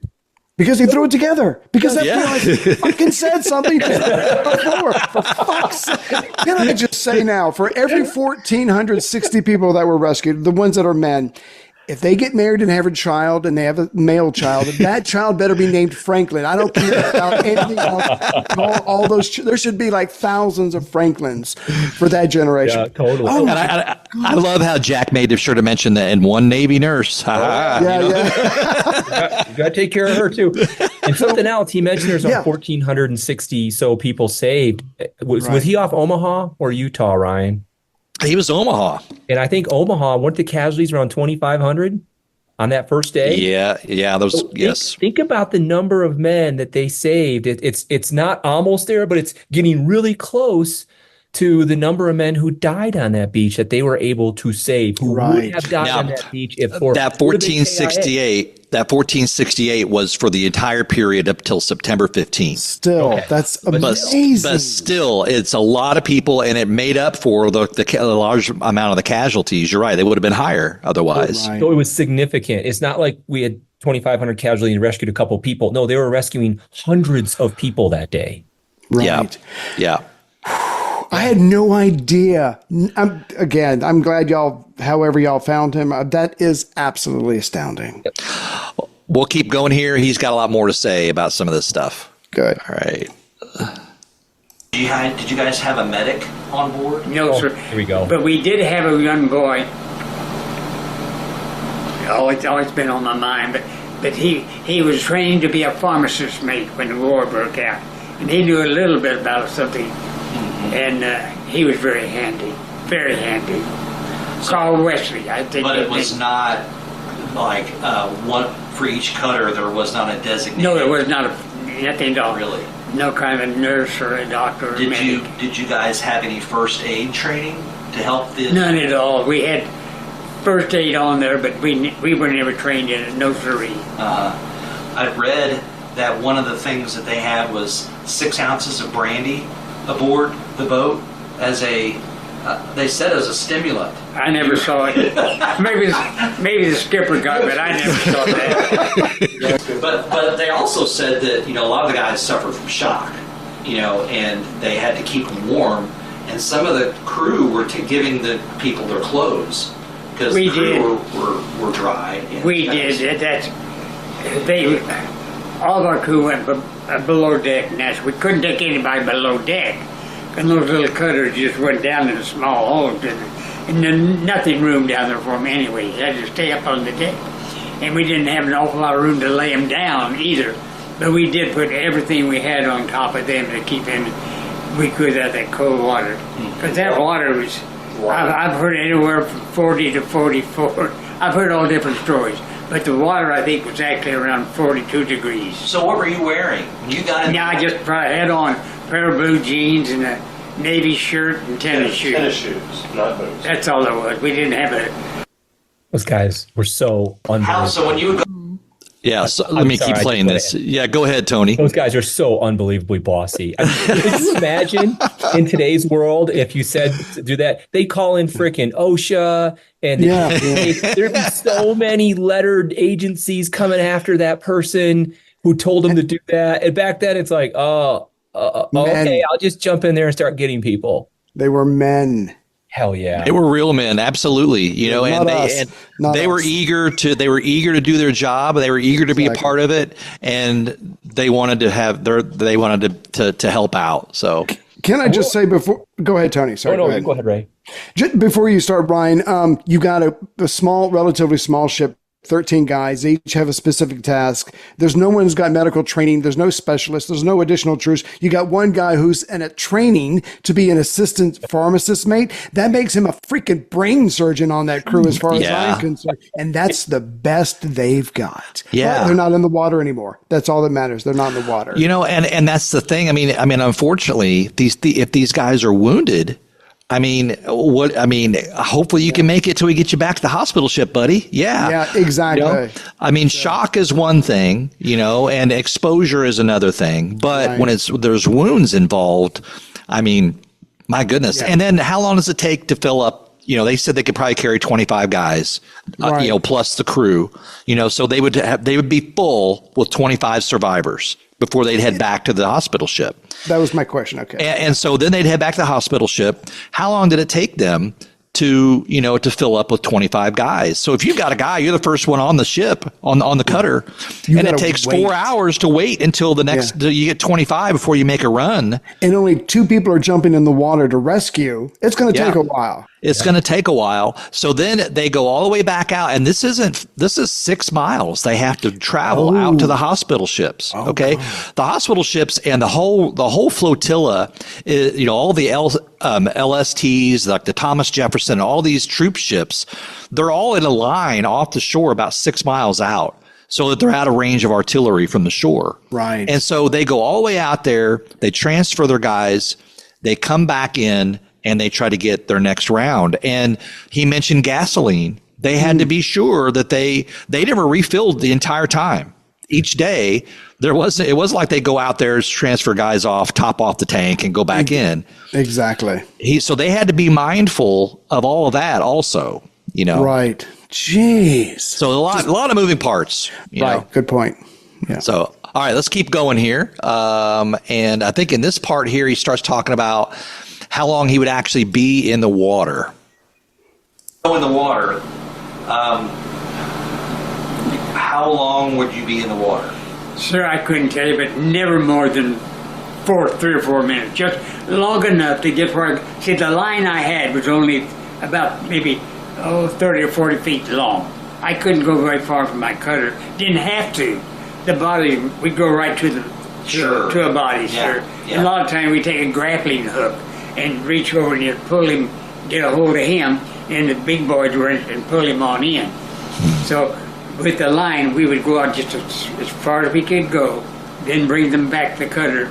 As I said, the smaller boys were the 2 swimmers, but the large boys were there ready to haul them aboard our cutter and put them on the deck. We'll keep going here. As you jumped in the water and you swam over to the rescue victim, I'm sure you encountered some that were already gone, you know? You had to make sure. That's exactly right. And you could tell. You could tell if they were alive or not. If they would yell, scream, or they would pain, or you could actually see some kind of movement in them, and their eyes were open blinking.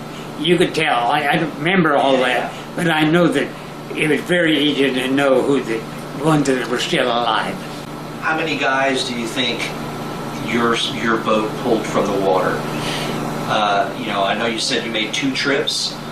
I'd say a total of no more than 50. It would take too much time. And time was very valuable because to save their life, we couldn't let them lie on that deck and suffer. So you really felt like you get 2 or 3 of them that we should go, but that was left to the skipper of the boat. And we got maybe no more than 20, 25.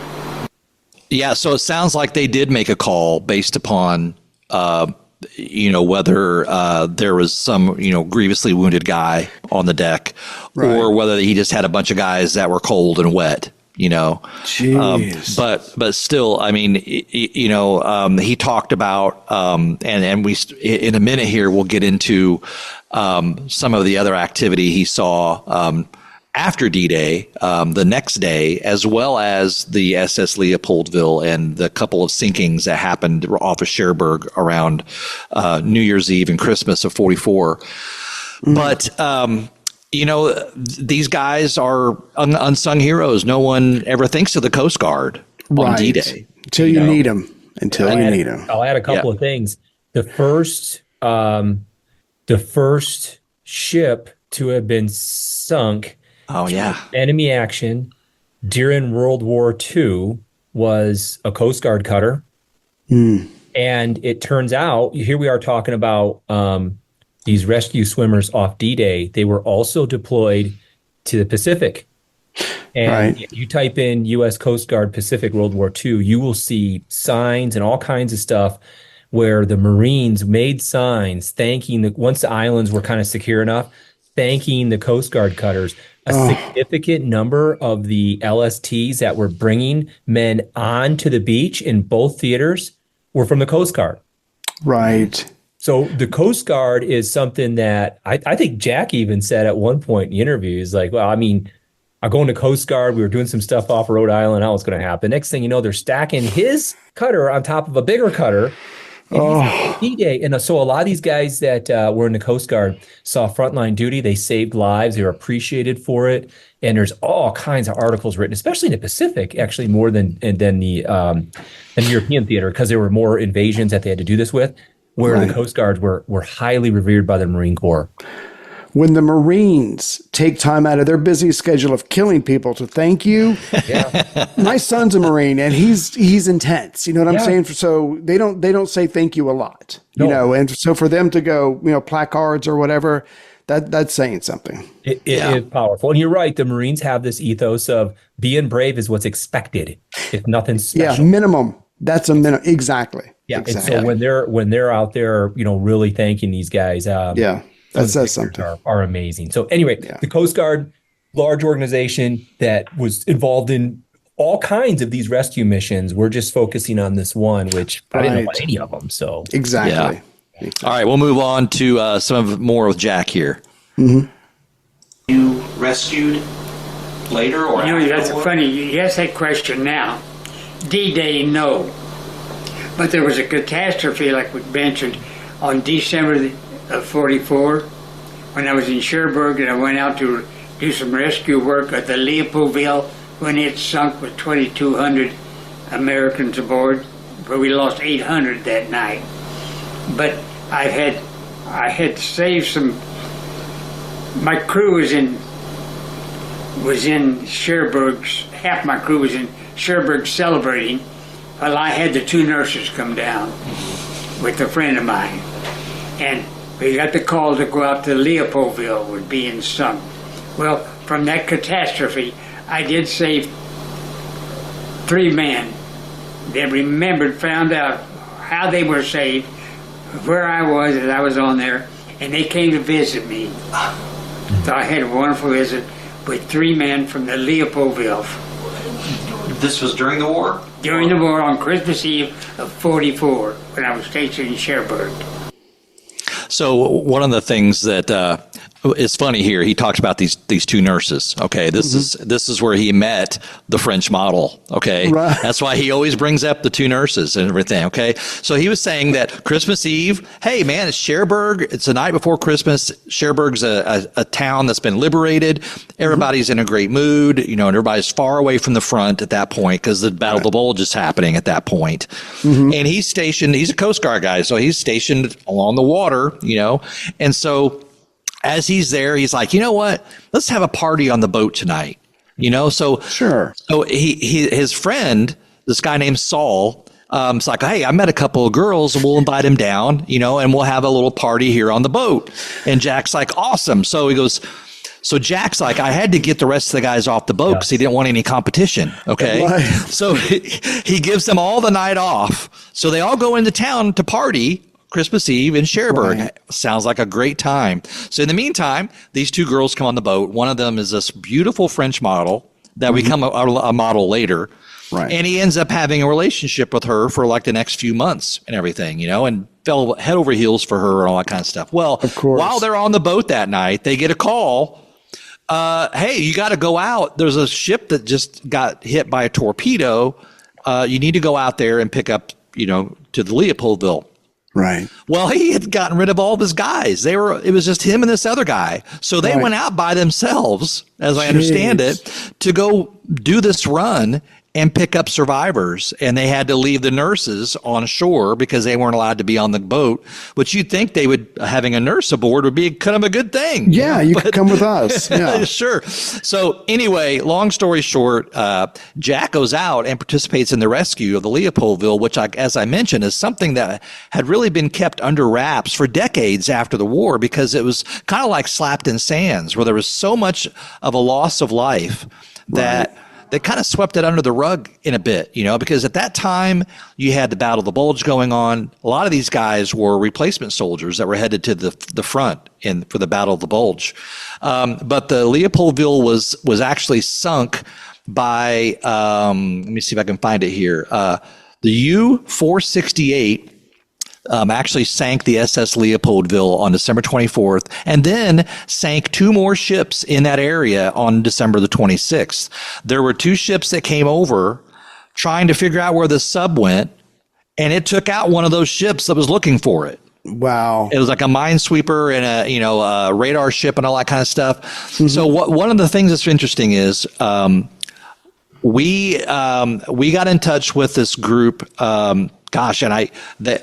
There's a group of guys. The one guy that has they have a podcast called the Logbook Project, and they're based out of all places, St. Lucia. And one guy that started it is in St. Lucia, and the other guy that helps him with it is in Sweden.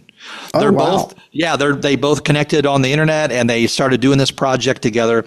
Well, they have this logbook. Not to make this a long story, but this logbook belonged to this fella's father who flew during the war, and he was a Canadian pilot, flew Spitfires and everything.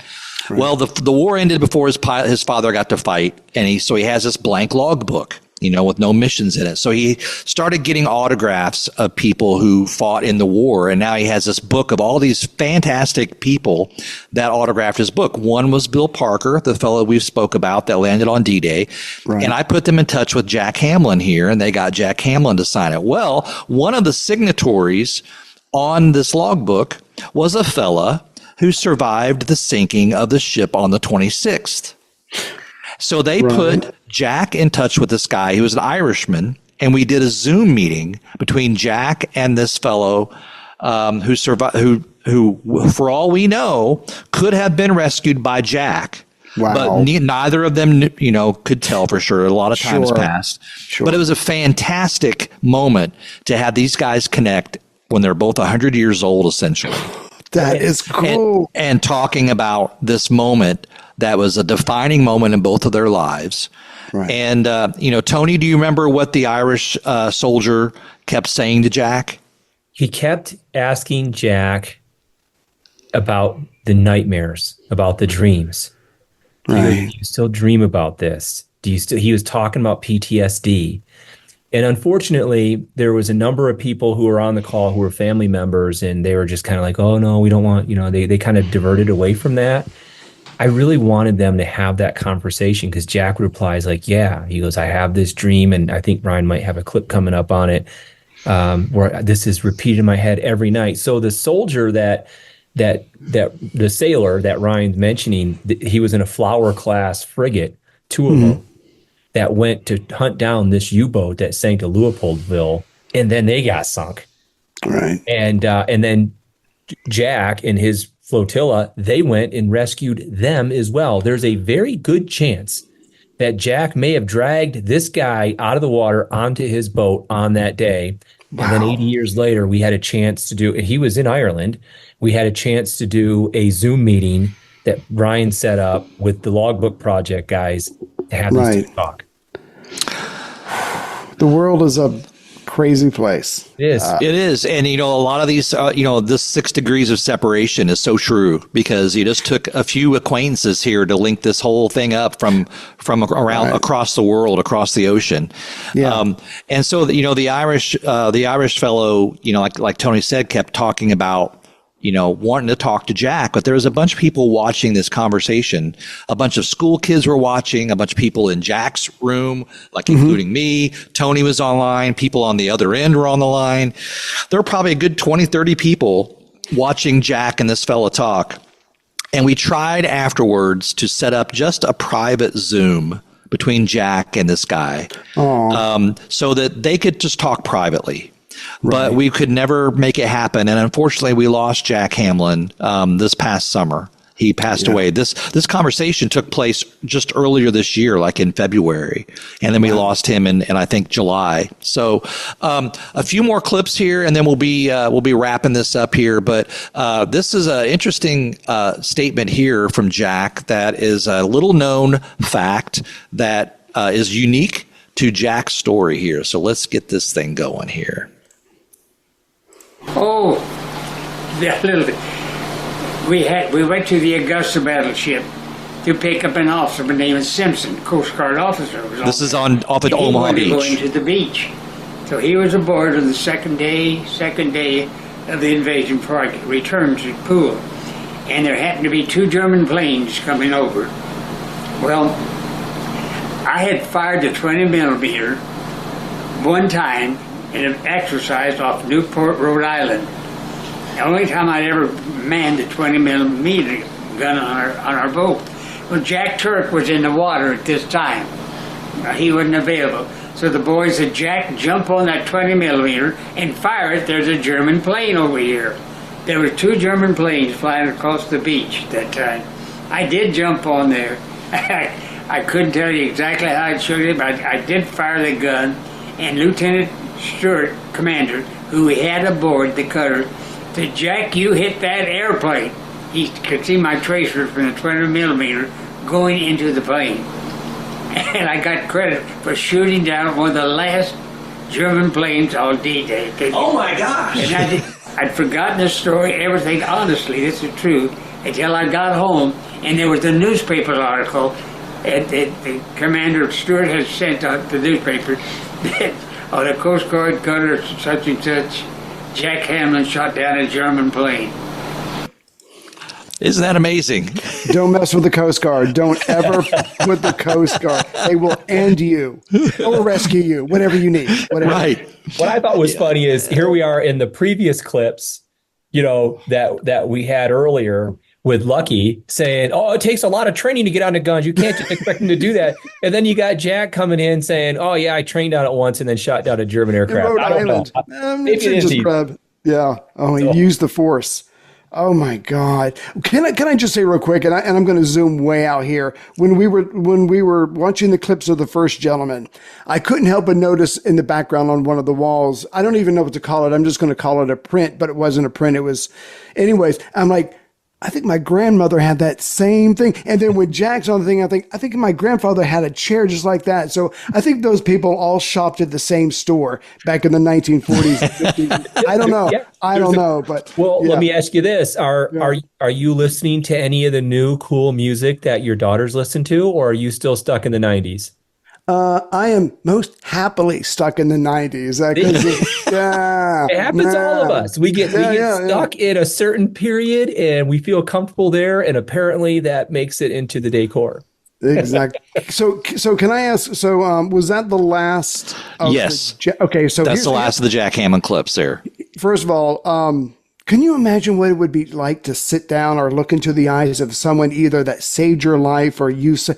I mean, that would blow my mind, because it's almost like I owe you everything. You know, if it wasn't for you, I mean, that's headspace I hope I'm never in. But first of all, he's absolutely adorable. He's the cutest thing. I could listen to him all day long.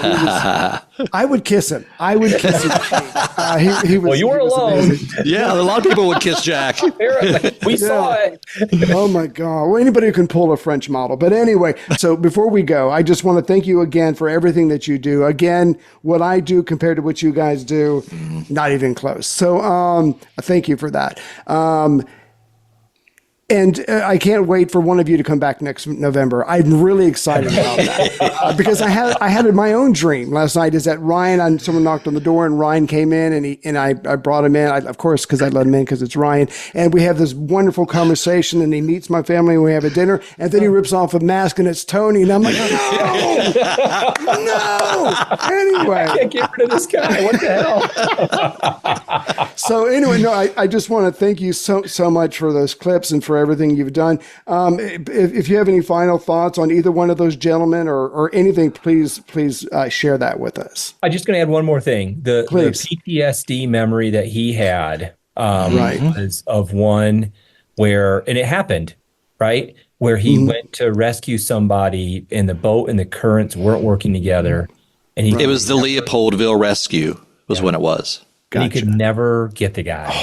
And it's think about this, right? When we have dreams, oftentimes our dreams, whether nightmares or not, are ones where we just can't quite run fast enough, right? Exactly. Just out of reach. Just out of reach. Well, imagine having PTSD where your dream is about something where that actually happened to you. Yeah. It's not just a dream. It He was talking about how the current was actually moving the guys away from his boat. So he had a rope of 20 feet in length.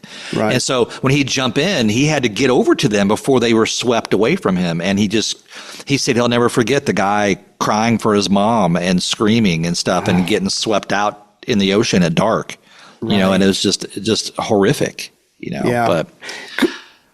Can I just say, I want to add on to that because Tony, you mentioned a couple of minutes ago when I did the series on what was happening in the Mediterranean.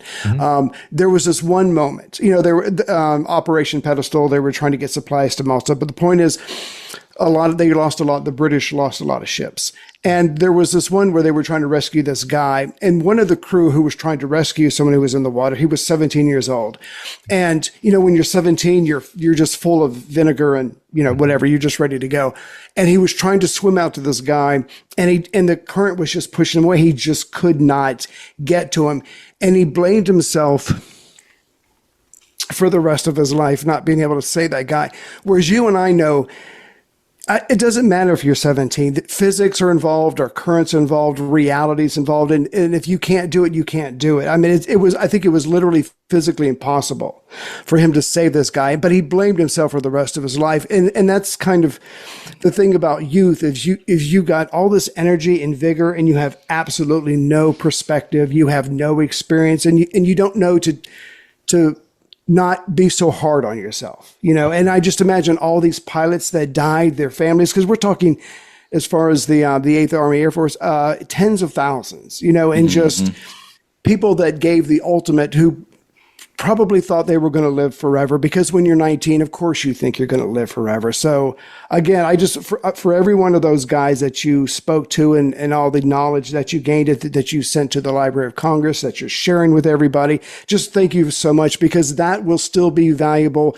Lessons can be learned when things, with all due respect, like my podcast will just be in the dust, but giving those guys stories is just, it doesn't get any better than that. If that makes sense, We appreciate that you support our show.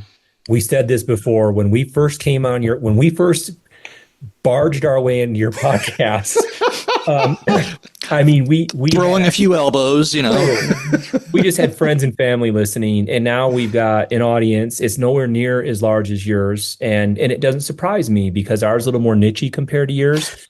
Yeah. And I know Ryan and I are really thankful every time we're on your podcast. We have people visit our podcast. They become fans of ours, and we can grow this community together. And I'm glad that you appreciate what we do. We certainly appreciate the extensive research that you do to bring all the World War II history almost on a day-to-day basis to your audience, and people really love it. So thank you for having us on again.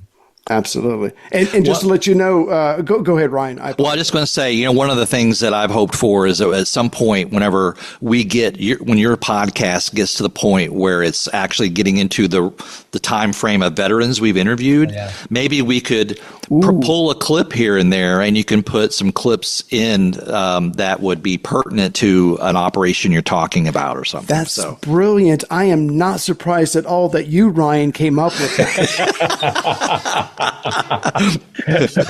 Hell, no, that's brilliant. I am. I'm surprised. So. Ryan's like, who, me? Yeah, no. Yeah. So again, thank you very much. I appreciate it, guys. And again, Ryan, you're invited to my house anytime you want. Awesome. And don't wear the mask. Don't wear a Tony mask, because you might get hurt. And the last thing I'll say is, and I think it was Ryan and I. Was it Ryan and I or Tony and I a couple of minutes ago? We were talking about maybe meeting up in January. Oh yeah, Podfest. Certain a conference in January in Orlando. So that's correct. So Ryan and I can hug it out, and Tony and I can square up. So we will end this. You guys just gonna hang out, drink beers, have fun. You're not gonna invite me. I'm gonna send text messages, ask where you guys are. Where you at? Ghost my ass. It'd be so like, you already know. We're going to say, Tony, we're at Cinderella's castle in Disney World. Go meet us up there, okay? Put a dress on and meet us there. Yeah.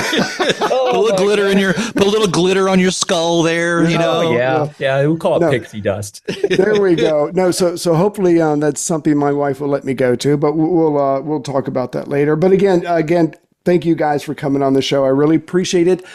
Until next time. Amen. All right. Thank you, Ray. Killed us then. Thanks very much. Thank you.